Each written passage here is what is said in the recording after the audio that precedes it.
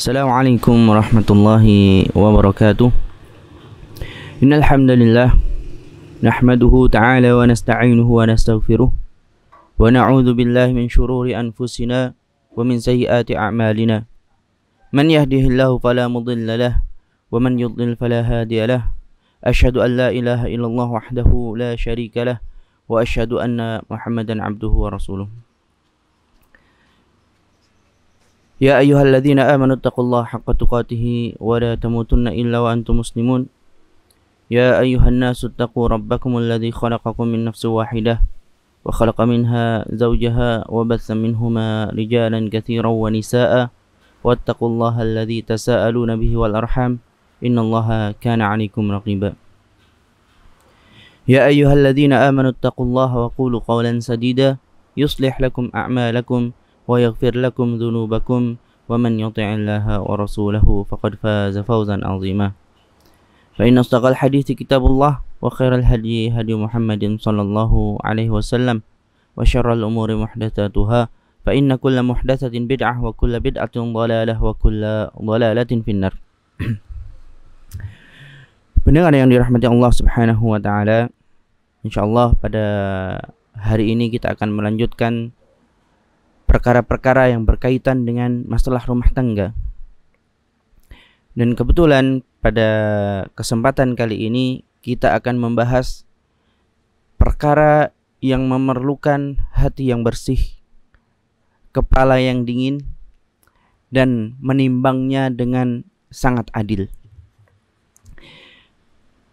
Jadi al-mas'alatul hadiyata asyara, yaitu permasalahan yang ke-11, yaitu permasalahan ta'addudiz zaujat wa hukmuhu wa ahammu syurutihi, yaitu hukum masalah ta'addud, masalah poligami beserta syarat-syaratnya. Allah Subhanahu wa taala telah mengizinkan dalam syariat kita seorang lelaki untuk bisa memiliki lebih dari satu istri. Sebagaimana dalam firman Allah Subhanahu wa taala dalam surat An-Nisa, wa in khiftum alla tuqsitu fil yatama fankihu ma taba lakum minan nisa'i masna wa thulatha wa ruba'. Dan jika kalian takut tidak bisa berbuat adil pada anak-anak yatim, maka nikahlah dengan apa yang engkau inginkan dari wanita 2, 3 atau 4. Fa in khiftum alla ta'dilu fawahidatan aw ma malakat aymanukum. Dan jika kalian takut tidak bisa adil ketika menikah 2, 3 atau 4, maka menikahlah satu, aw ma malakat aymanukum, atau budak, ya, atau budak yang engkau miliki. Dan syariat Islam ini, ya, membolehkan seseorang untuk melakukan poligami. Ini adalah sebuah solusi. Sebuah solusi di mana ada kondisi-kondisi yang tanpa adanya pensyariatan pembolehan poligami ini akan menjadi permasalahan, baik itu permasalahan bagi individual maupun masyarakat secara umum. Contohnya, ada beberapa kondisi yang memang harus ada solusi, dan solusi itu terdapat pada poligami. Yang pertama, misalnya seorang istri ini dalam keadaan tidak subur, dan si suami menginginkan untuk mendapatkan keturunan, karena salah satu tujuan atau tujuan pertama adalah untuk menyalurkan kepada hal yang halal, dan di antara tujuan yang lain untuk mendapatkan keturunan. Itu adalah salah satu tujuan dari pernikahan. Ketika, ya, sudah diketahui bahwasanya si istri itu tidak subur, maka tidak ada solusi di sana ketika menginginkan anak kecuali dengan adanya poligami. Dan ini lebih baik baginya daripada dia dilepaskan oleh suaminya dan mencari penggantinya. Karena ketika dia masih di bawah naungan si suami, dia masih bisa berkhidmah, masih ada yang menjaganya, masih ada yang menafkahinya, dan yang lainnya.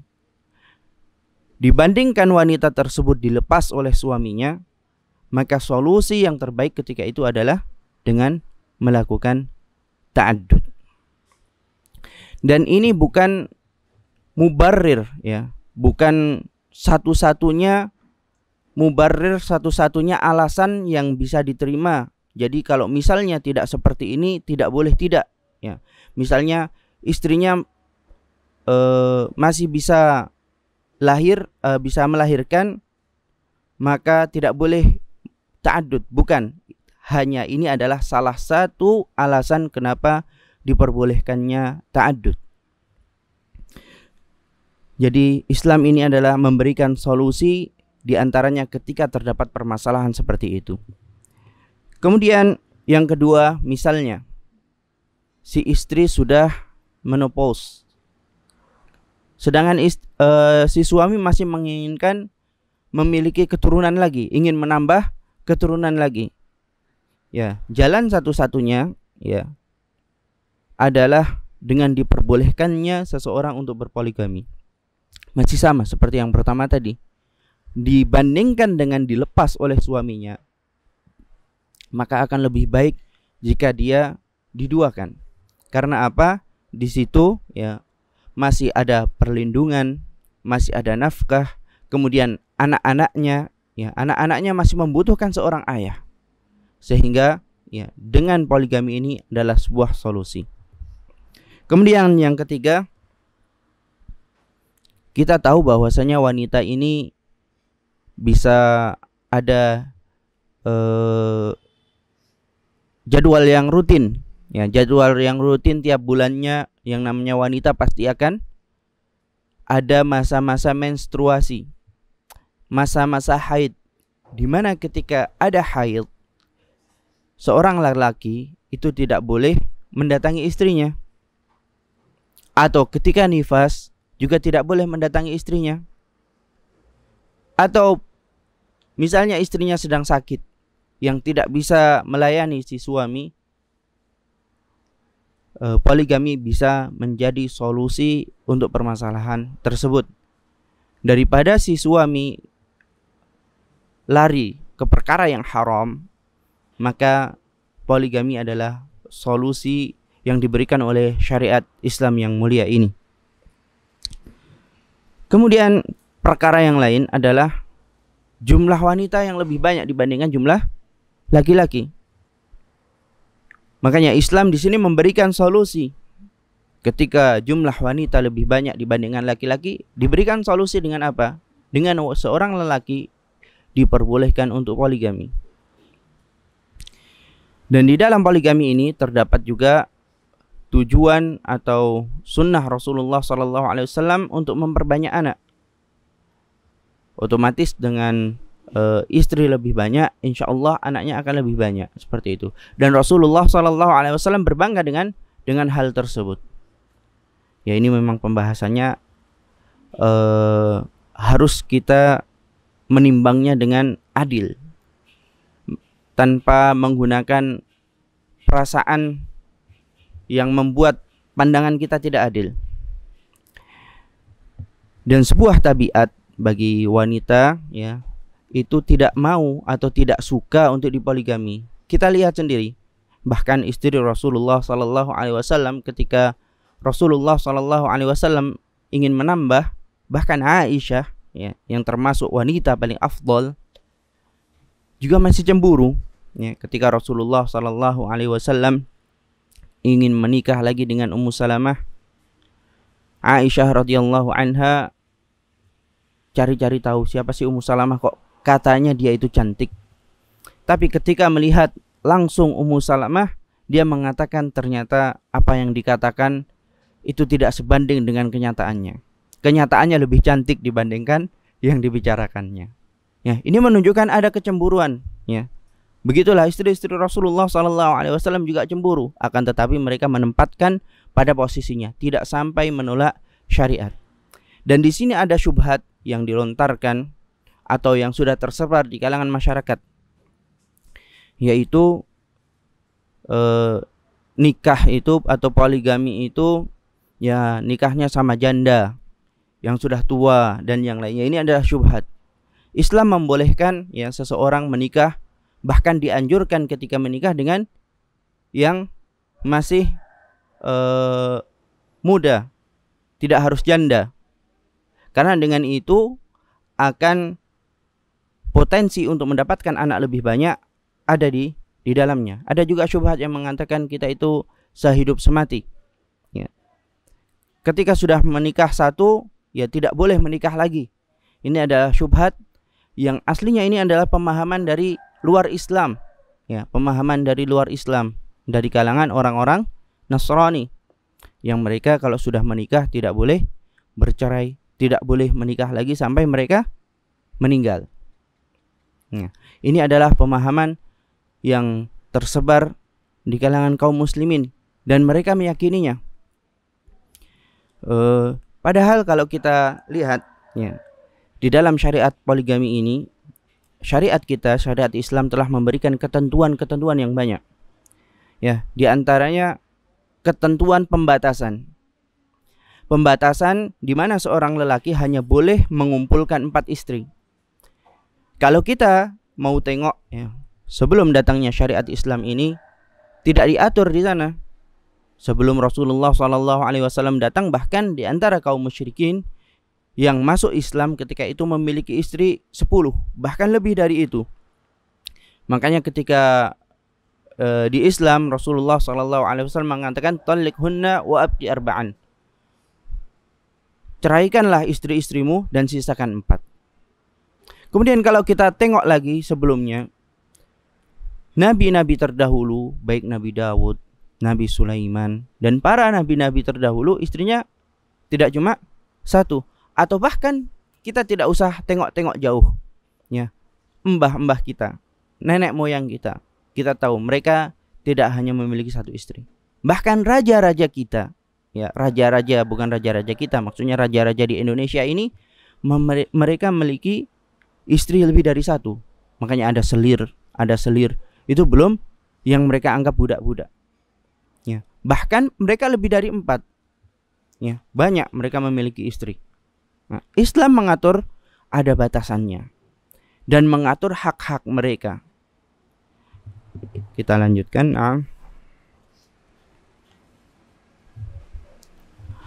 Adapun syarat-syaratnya bagi seseorang yang ingin melakukan poligami, syaratnya yaitu tidak boleh lebih dari 4. Ya, tidak boleh lebih dari 4. Dulu pernah viral ada orang yang menikah lebih dari 4, orang Indonesia. Ya. Tidak boleh ya, seorang maksimal 4 untuk istrinya. Adapun budak tidak ada batasan. Kalau mau punya budak banyak ya boleh-boleh saja. An yastati'al infaq 'ala zaujati jami'an. Dia mampu untuk memberikan nafkah untuk semua istri-istrinya. Wa an yastati'al adl baina zaujatihi, dan dia mampu untuk berbuat adil kepada istri-istrinya. Adapun syarat yang pertama kita rinci ya, itu berdasarkan dalil ya. Dalam surat An-Nisa yang kita bacakan tadi di awal, fankihu ma taba lakum minan nisa'i mathna wa thulatha wa ruba'. Batasnya adalah ke-4, 2, 3 atau 4. Bukan di jumlah. Ada yang menafsirkan dengan pendapat dia ya, mathna berarti 2, wa thulatha berarti 5, wa ruba' berarti 4. Akhirnya dijumlah semuanya karena di situ wa ya jadinya 9. Bukan seperti itu. Maknanya adalah takhir. Sebagaimana dalam hadis Rasulullah SAW, talliqhunna wa abqi arba'an. Ceraikanlah istri-istrimu tersebut semuanya dan sisakan 4 saja. Kemudian yang kedua adalah syaratnya adalah mampu untuk memberikan infak. Ya, seorang yang ingin melakukan ta'addud harus menimbang juga kemampuannya dalam memberikan infak. Kadang ada ya yang belum mampu akan tetapi memberanikan diri sehingga dia akan keteteran dan takutnya akan terjatuh ke dalam kezaliman. Dan nafkah untuk istri yang di bawah tanggungannya adalah wajib, dan itu sudah ijma' di kalangan ulama. Kemudian yang ketiga adalah mampu untuk adil di antara istri-istrinya. Dan masalah adil ini adalah masalah adil dalam perkara tempat tinggal, kemudian nafkah, memberikan pakaian, ya seperti itu. Adapun masalah cinta ataupun masalah memberikan jatah lahiriah, itu seseorang tidak bisa adil di dalamnya, dan itu suatu yang dimaklumi oleh syariat, sebagaimana Rasulullah sallallahu alaihi wasallam, ya. Rasulullah sallallahu alaihi wasallam ketika hadza qismati, ya Allahumma hadza qismi fima amlik fala talumni fima tamliku wala amlik. Rasulullah sallallahu alaihi wasallam Allahumma, ya mengatakan, ya Allah, inilah perkara yang aku bagikan secara yang aku mampukan, maka janganlah engkau cela pada perkara yang engkau mampu dan aku tidak mampu. Yang itu yang dimaksud adalah hati. Rasulullah sallallahu alaihi wasallam, ya, tidak bisa sama rata dalam membagi hatinya kepada istri-istrinya, dan itu suatu hal yang bisa dimaklumi. Akan tetapi yang dituntut untuk adil di sini adalah perkara yang zahir, yaitu tadi nafkah, kemudian tempat tinggal, begitu pula pakaian. Nah,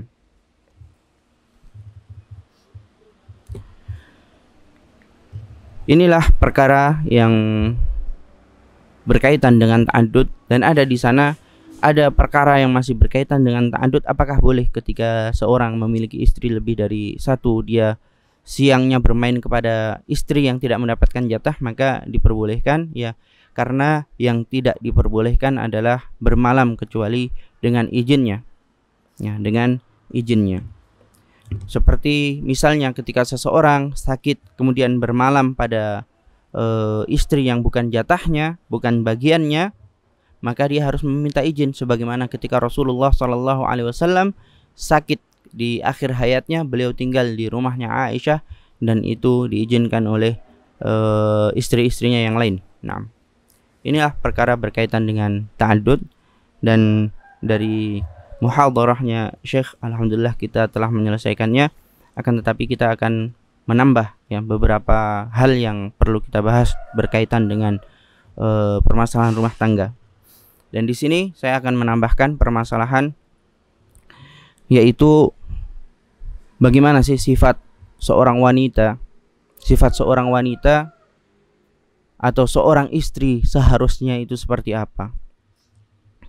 Namun sebelum kita masuk ke dalam pembahasan bagaimana sifat seorang istri yang baik, bagaimana sifat seorang suami yang baik, ya, di sana ada 3 nasihat yang perlu saya sampaikan. Yang pertama adalah ridhalah dengan bagian yang Allah Subhanahu wa taala berikan kepadamu. Engkau telah memiliki istri, engkau telah memiliki suami, ridhalah dengan apa yang Allah Subhanahu wa taala berikan kepadamu, baik itu suamimu maupun istrimu. Ketika dia memiliki kekurangan, ridha saja, bersabar, tapi diperbaiki. Jangan ketika memiliki kesalahan kita buru-buru mencari yang lain. Tidak. Kemudian yang kedua, nasihatilah pasanganmu dengan lembut dan penuh kerahmatan, dengan penuh kasih sayang, dan carilah momen yang tepat.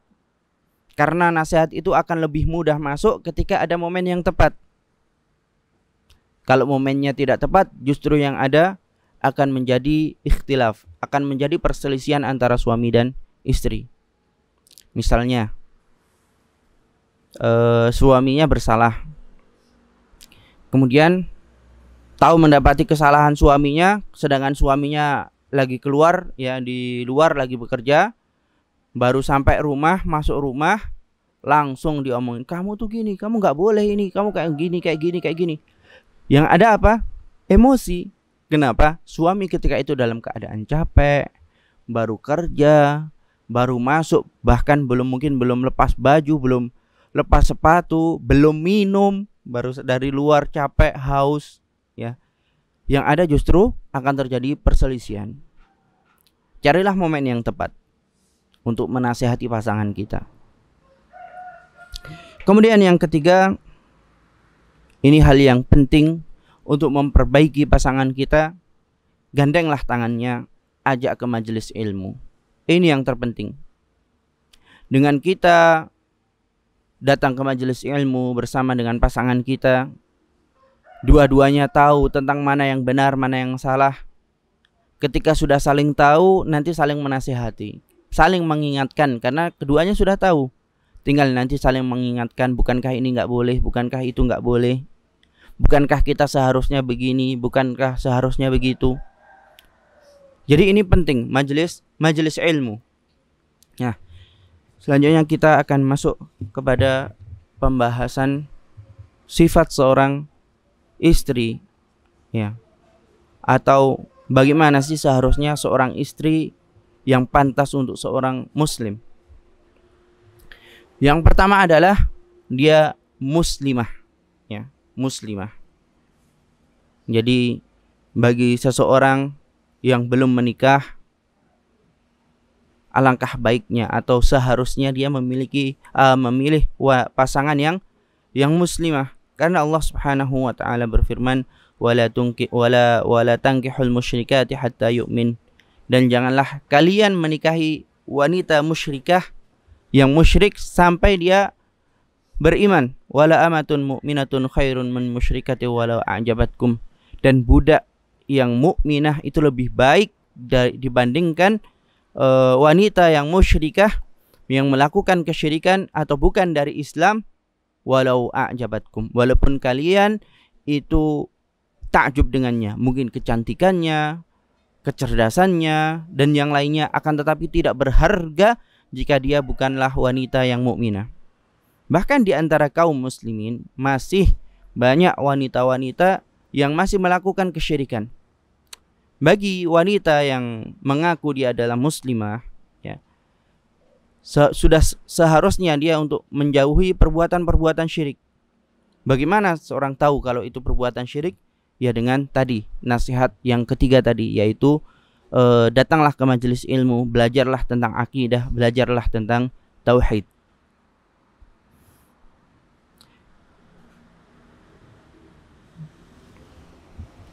Kemudian ya mungkin ada sebuah contoh, ya, dari kisah seorang sahabat namanya Marthad. Ya, Marthad Al-Ghanawi adalah seorang pemuda yang dia masuk Islam. Dan ketika masuk Islam, dia benar-benar berpegang teguh kepada agamanya. Dan di sana ada seorang wanita yang memang tadinya sudah dicintai oleh Marthad. Dan wanita tersebut, wanita musyrikah tersebut juga mencintai Marthad. Jadi saling cinta. Namanya Anak. Jadi Anak masih dalam keadaan musyrikah, masih dalam keadaan belum beriman, belum masuk Islam. Kemudian suatu saat Marthad ini diperintahkan oleh Rasulullah SAW untuk ke Makkah untuk menolong orang-orang yang lemah dari kalangan kaum muslimin untuk bisa lari dari Makkah menuju ke Madinah. Ketika suatu malam Marthad ini berpapasan dengan Anak. Kemudian Anak memanggilnya, "Ya Marthad." Wahai Marthad. Ketika Marthad melihatnya, dia melihat bahwasanya itu adalah Anak, orang yang dia cintai. Kemudian si Anak ini mengatakan, ya, supaya untuk masuk ke rumahnya, untuk melakukan perkara yang diharamkan oleh Allah Subhanahu wa taala. Kalau kamu tidak mau memenuhi panggilanku, panggilannya Anak, aku akan teriak sehingga orang-orang musyrik mengetahui keberadaan Marthad. Dan aku akan mengatakan bahwasanya engkau melarikan orang-orang muslim yang lemah agar bisa berhijrah.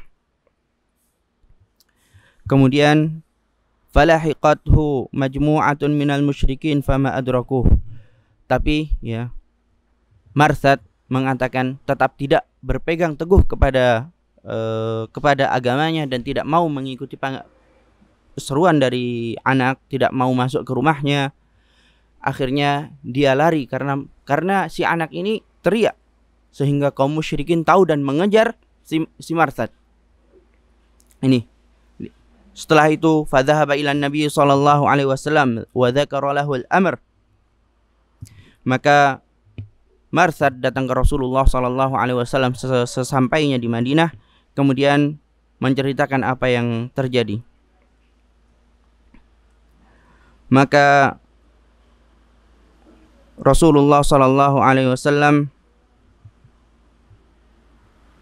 fasakatan Nabi sallallahu alaihi wasallam wa lam yujibhu fanazalat wazaniyatu la yanqihuha illa zanin aw musyrik wa hurrima dzalika 'alal mu'minin. Kemudian membacakan ayat, dan wanita pezina itu tidak boleh dinikahi oleh tidaklah dinikahi kecuali oleh pezina juga atau orang musyrik, dan hal itu diharamkan untuk seorang mukmin.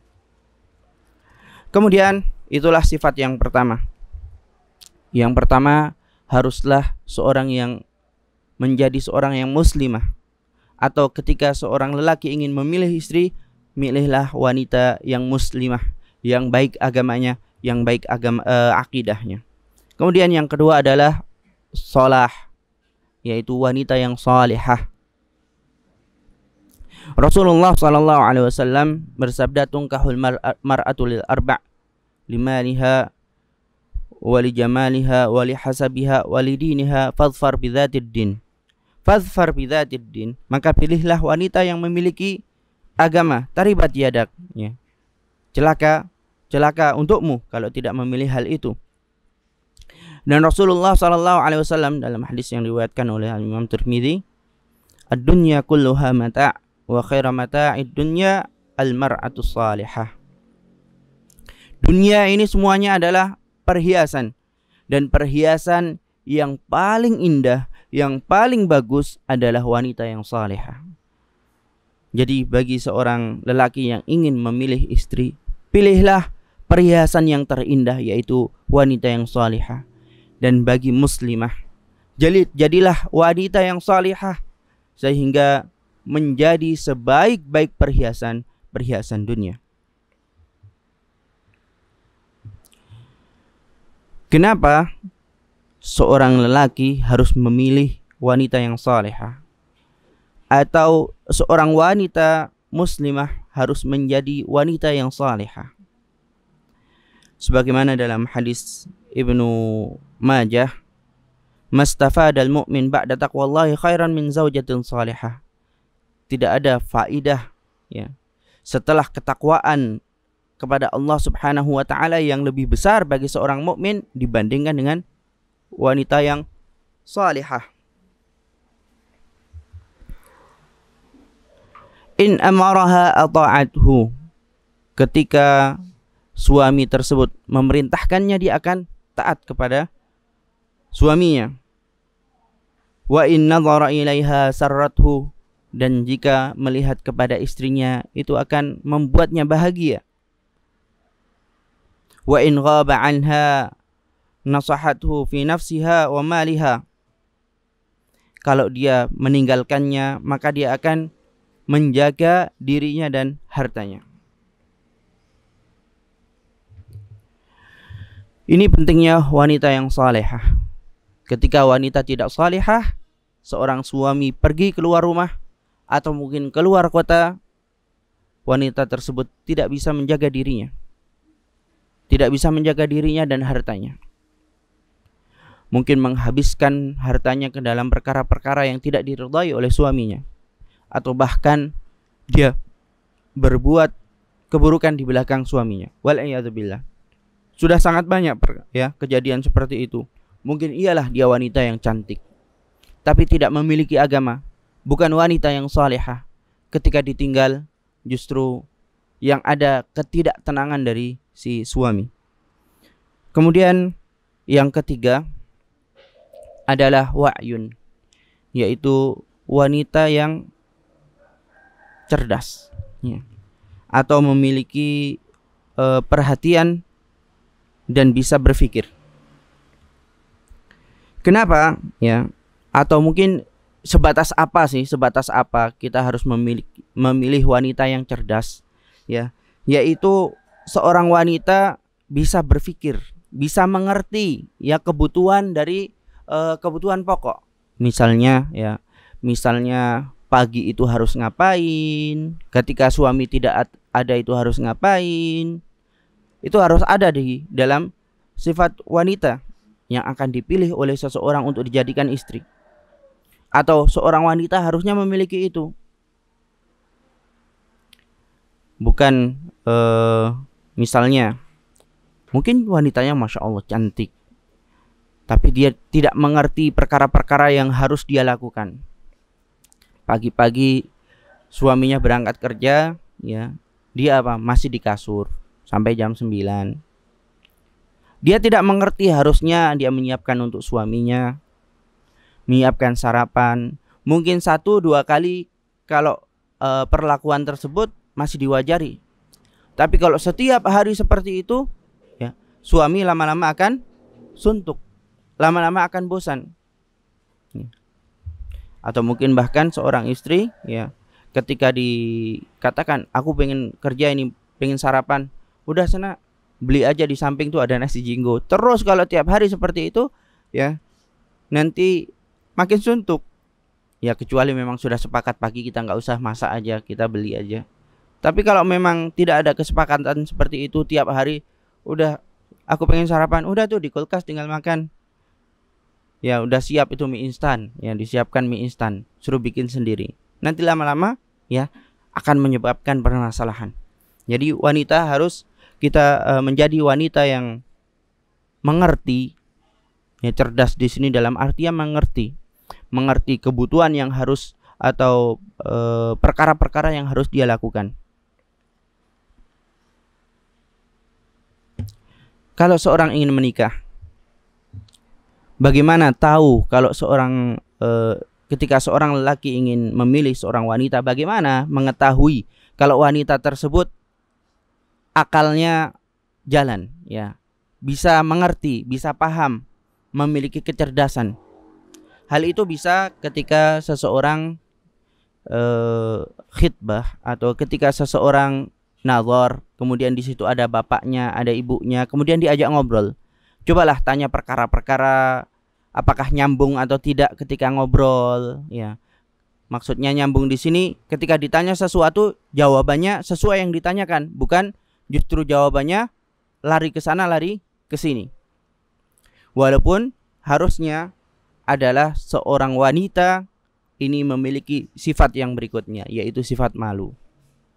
Ya, ketika mengobrol, ketika khitbah, itu wanita harus memiliki sifat malu. Dan ini adalah sifat yang keempat yang harus dimiliki seorang wanita atau seorang lelaki jika ingin memilih istri, memilih pasangan. Carilah wanita yang memiliki sifat malu. Hal ini sangat penting dalam pasangan kita sebagai kita lelaki memilih seorang istri. Al-haya'u syu'batun minal iman, karena rasa malu ini adalah sebagian dari iman. Dan Rasulullah SAW juga bersabda, "Idza lam tasdahi fasna' ma syi'ta." Jika engkau tidak malu, maka lakukan apa yang engkau inginkan. Ya, kalau wanita sudah tidak memiliki rasa malu, ya, maka nanti akan terjadi kemungkaran yang berikutnya. Atau mungkin dalam mendidik anaknya kurang bagus. Bagaimana kita tahu kalau wanita tersebut pemalu? Ya bisa kita tanya kepada tetangga-tetangganya. Atau mungkin ketika kita khitbah mengobrol dengannya, bagaimana cara dia menjawabnya? Kalau dia wanita tersebut ngobrol dengan kita ketika kita khitbah, kita datang ke rumah si wanita tersebut, ngobrol seperti orang biasa, berarti dia sudah tidak memiliki rasa malu.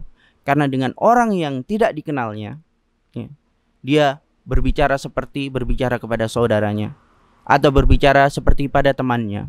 Itu sudah menunjukkan wanita tersebut kurang rasa malunya. Atau mungkin ya di dalam hidupnya dia memiliki kenalan laki-laki yang banyak. dan ngobrol sama ini, ngobrol sama laki-laki sana, laki-laki sini, itu biasa, maka berarti wanita tersebut kurang rasa malunya. Kemudian sifat yang kelima, ya, sifat yang kelima adalah taat. Seorang wanita, seorang muslimah, atau ketika seseorang lelaki ingin memilih istri, carilah istri yang taat. Calon istri yang memiliki ketaatan kepada suaminya. Bagi sang istri yang sudah menjadi istri dari suaminya, ya, pupuklah, belajarlah untuk taat kepada suaminya. Dan ingatlah apa yang Allah Subhanahu wa taala janjikan kepada wanita yang taat kepada suaminya. Di mana dia diperbolehkan untuk masuk ke surga dari pintu apa saja. Idza shalatil mar'atu khamsaha, jika wanita sudah salat yang 5 waktu, wa shamat syahraha, kemudian dia berpuasa pada bulan Ramadan, wa yang terakhir wa ata'at ba'laha, dan taat kepada suaminya. Dan ini yang paling berat, ya. Biasanya yang paling berat hal ini yaitu taat kepada suami, karena kalau ketaatan kepada Allah Subhanahu wa taala kadang lebih ringan baginya. Ya, dia sholat malam, sholat duha, puasa sunnah, karena tahu itu adalah Rabb yang telah menciptakannya. Tapi kalau sesama manusia, yaitu suaminya, menganggapnya sama, dia adalah manusia juga. Jadi dia punya pendapat, saya juga punya pendapat.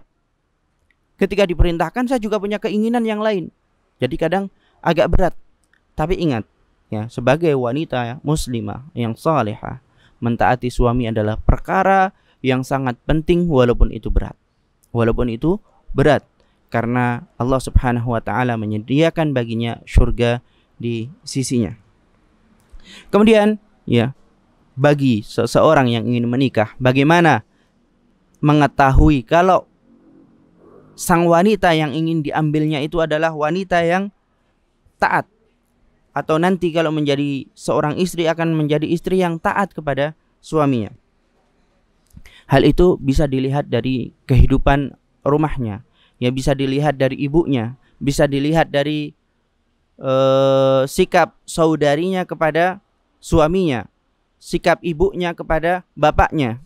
Hal itu biasanya seorang wanita itu belajar dari mereka, ya, dari saudarinya, dari ibunya. Ketika melihat ibunya taat kepada bapaknya, nanti wanita tersebut akan menjadi wanita yang taat. Itu secara umum, ya. Jadi hal itu kita bisa melihatnya dari lingkungan sekitarnya. Nah, kita selesaikan tentang sifat-sifat yang harus dimiliki oleh seorang muslimah atau bagi seorang yang ingin memilih pasangan hidup, ya, memilih wanita. Yang keenam adalah al-jamal, yaitu cantik. Walaupun, ya, dalam masalah kecantikan ini adalah perkara yang nisbi, perkara yang tidak ada patokannya, ya. Standarnya itu beda-beda. Setiap orang memiliki standar masing-masing. Ada yang mengatakan ini cantik, ya, orang lain mengatakan ini tidak cantik. Ada orang yang suka kulit putih, ada yang suka kulit hitam, ada yang suka kulit sawo matang, macam-macam, ya.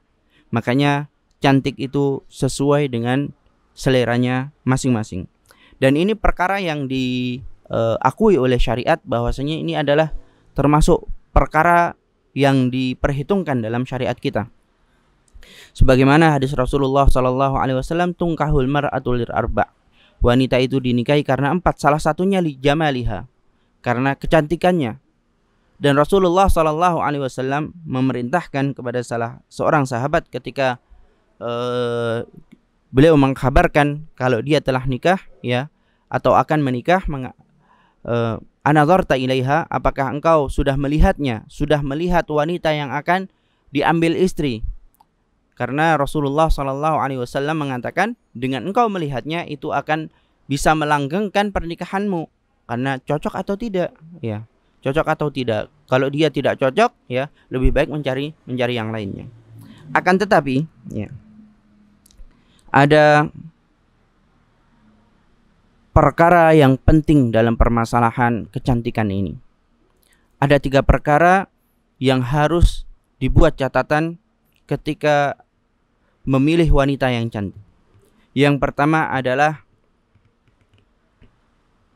kecantikannya itu untuk rumahnya saja, untuk di dalam rumah, untuk suaminya, dan bukan kecantikan yang bisa dinikmati oleh khalayak umum, yang bisa dinikmati oleh orang yang ada di jalanan, atau tetangga-tetangganya, atau teman-temannya di sekolah, atau teman-temannya sekantor. Bukan.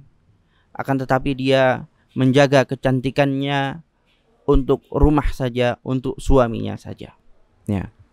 Dengan cara apa? Berarti wanita tersebut memakai pakaian yang syar'i.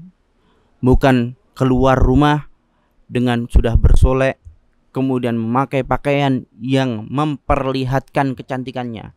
Dari ujung rambut sampai ujung kaki, semua bentuknya dikeluarkan. Bukan.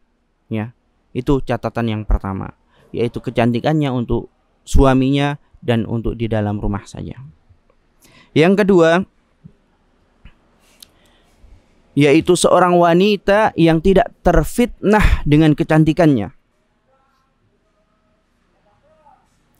Ketika seorang wanita merasa bahwasanya dirinya adalah yang tercantik, apa yang akan dia lakukan? Dia akan lebih mudah untuk merendahkan suaminya. Dan biasanya dia akan sombong. Dia akan mengungkit-ungkit, kalau aku ini yang paling cantik. Banyak di sana orang yang mau, tapi aku ngalah untuk kamu. Ya.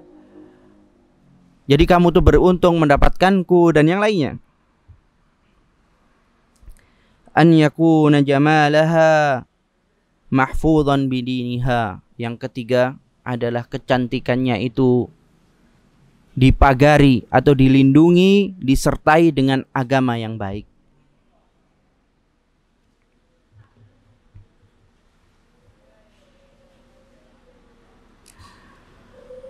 Karena dengan wanita yang cantik tapi tidak dilindungi oleh agama, ya nanti akan terjadi hal-hal yang tidak diinginkan. Banyak kejadian seperti itu. Mungkin kita pernah dengar sendiri, ya, ketika wanita cantik, ya, tidak memiliki agama, akan berujung nanti merendahkan suaminya. Kemudian atau bahkan nanti mencari orang yang lebih dibandingkan suaminya, kemudian meninggalkan suaminya. Ya, seperti itu. Kemudian perkara yang ketujuh adalah dari sifat seorang wanita yang harusnya ada atau ketika seorang ingin memilih seorang istri, yaitu hasab, yaitu kemuliaan nasabnya, ya, kemuliaan nasabnya dari keluarga yang terhormat, bukan keluarga yang rusak akhlaknya, rusak agamanya, rusak muamalahnya, bukan seperti itu. Ya, dalilnya ya kita sudah dapat, ya, yaitu dalil tentang wanita itu dinikahi karena 4 perkara, diantaranya adalah keturunannya. Kenapa hal ini? Ya, kenapa hal ini dalam syariat kita diperhitungkan? Karena biasanya seorang wanita itu ada pengaruh dari lingkungan keluarganya. Misalnya, ya, sebagai contoh, ini ada cerita seseorang datang kepada seorang syekh yang mengatakan, kalau aku akan menikah dan dia memiliki 7 saudari. Bagaimana saudarinya? Semuanya diceraikan semua. Ya, semuanya pisah. Maka syekh menasihati, ya jangan kau nikahi dia. Kenapa? Kalau 7 dan semuanya pisah, ya otomatis, ya bukan otomatis, secara garis besarnya nanti dia juga akan berujung seperti itu. Bisa jadi karena apa? Karena si saudari-saudarinya kurang taat kepada suaminya. Saudari-saudarinya kurang baik akhlaknya kepada suaminya atau banyak menuntut dan yang lainnya sehingga dilepas oleh suaminya. Kalau sampai 7 atau mungkin 3 dan semuanya memiliki saudara 3 ya atau saudari 3 ya, semuanya kondisinya seperti itu, maka lebih baik untuk tidak mendekatinya. Orang Syam mengatakan thulutsal walad li khalihi. 1/3 atau 2/3 dari anak itu milik khalnya. Khalnya itu pamannya, paman dari pihak ibu. Biasanya mewarisi atau sifatnya tidak jauh dari mereka. Jadi dari hasab ya, dari keluarga yang mulia kita diperintahkan untuk memilihnya dilihat dari saudara-saudaranya. Kalau mereka orangnya baik-baik, kemudian dalam masalah rumah tangga mereka baik ya, mereka tidak ada perpecahan di antara suami istri, insya Allah wanita tersebut juga memiliki sifat yang sama. Kemudian yang ke-8 yaitu perkara kebersihan. Dan ini perkara yang biasanya seorang lelaki menginginkan rumahnya bersih, istrinya bersih, anak-anaknya bersih. Tapi beberapa wanita ya lalai dengan hal tersebut. Ya, ketika suami pulang dalam keadaan semrawut, dalam keadaan masih kotor, bau bawang, bau keringat, seperti itu. Padahal harusnya ya sudah tahu nih jamnya suami mau pulang, ya sudah siap-siap pakai pakaian yang bagus. Apalagi kita hidup di Indonesia ini, yang di luar sana banyak wanita yang berhias, menunjukkan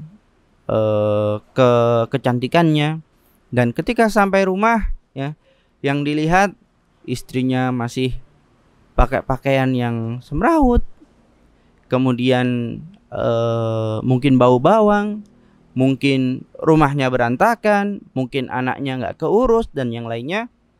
Hal itu akan menjadikan suami tidak tenang di rumah. Dan harusnya seorang wanita paham akan hal ini sehingga dia menampilkan perkara yang bagus di hadapan suaminya, yaitu dia berdandan dalam keadaan wangi dan yang lainnya. Kemudian sifat yang ke-9,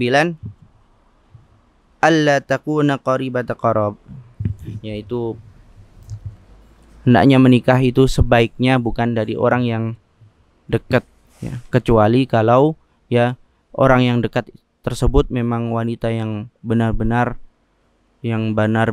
salihah ya, yang benar-benar bagus agamanya dan kemudian cocok denganmu. Ketika ini posisinya ketika seorang ingin memilih pasangan. Dan kenapa hendaknya bukan dari orang yang sangat dekat, misalnya anak paman? Karena kalau terjadi perselisihan ya, misalnya ada perselisihan antara suami dan istri atau terjadi pecah di sana ya, terjadi perceraian, takutnya akan menjadikan sebab putusnya tali silaturahmi antara keluarga satu dengan keluarga satunya ketika menikah dengan orang yang dekat.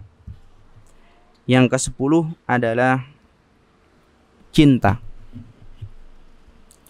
Ya, carilah wanita yang memiliki cinta, atau jadilah wanita yang memiliki cinta dan kasih sayang. Akan tetapi perlu dijadikan sebuah catatan bahwasanya cinta di sini bukan cinta yang sudah ada sebelum pernikahan atau yang bisa kita sebut dengan pacaran, ya, bukan. Terus bagaimana sih kita bisa tahu kalau wanita tersebut memiliki cinta?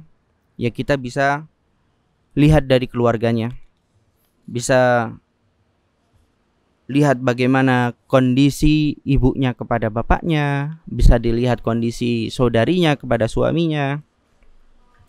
Karena ya dalam penelitian ya, bahwasanya pernikahan ini penelitian di Mesir ya, bahwasanya pernikahan taklidi, yaitu menikah tanpa pacaran dulu langsung dinikahkan begitu, itu lebih berhasil dibandingkan dengan pernikahan yang diawali dengan pacaran, diawali dengan yang katanya membiasakan dulu mengenal satu dan yang lainnya.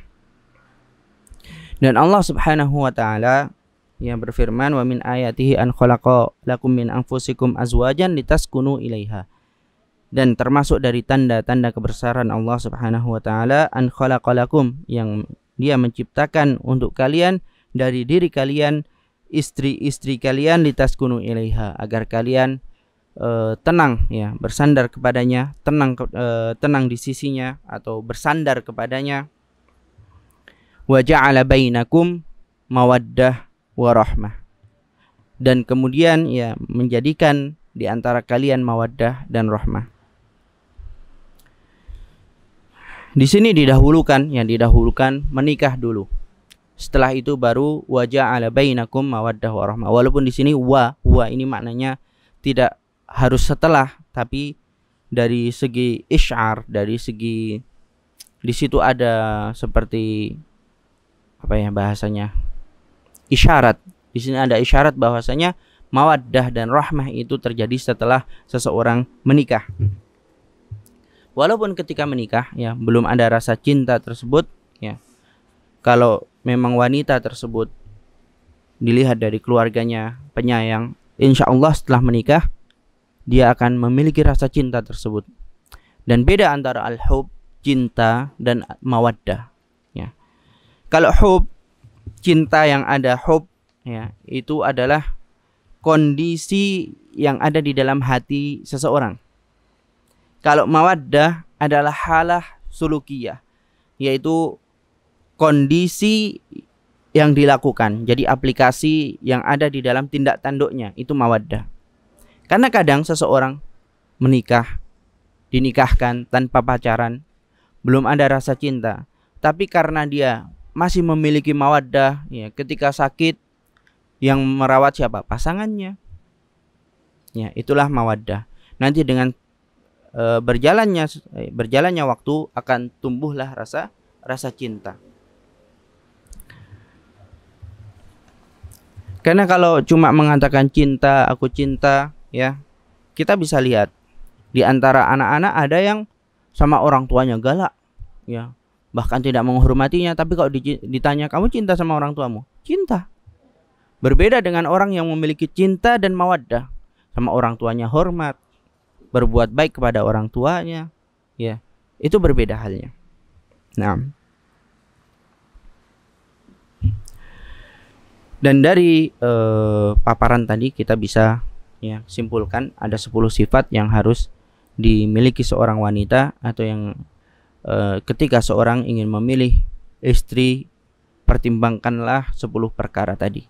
Nah, adapun sifat laki-laki yang harus ada pada seorang lelaki, jadi ketika seorang wanita ingin memilih pasangan, maka perhatikanlah 5 perkara tersebut. Yang insya Allah waktunya udah habis ya. Kita lanjut minggu depan insya Allah. Minggu depan insya Allah tentang sifat lelaki ya, sifat laki-laki atau sifat ketika seorang wanita ingin memilih pasangan suami, atau kalau yang sudah menikah ya nanti bisa memperbaiki diri biar memiliki sifat-sifat tersebut. Dan insya Allah pada pekan depan permasalahan itu, dan permasalahan bagaimana ketika terjadi perselisihan, bagaimana cara menyelesaikannya, dan kalau ada waktu insya Allah beberapa nasihat tentang mengatur ya keuangan dalam rumah tangga insya Allah. Ya, kita tutup dengan doa kafaratul majlis. Subhanakallahumma wa bihamdika asyhadu an la ilaha illa anta astaghfiruka wa atubu ilaik. Assalamualaikum warahmatullahi wabarakatuh.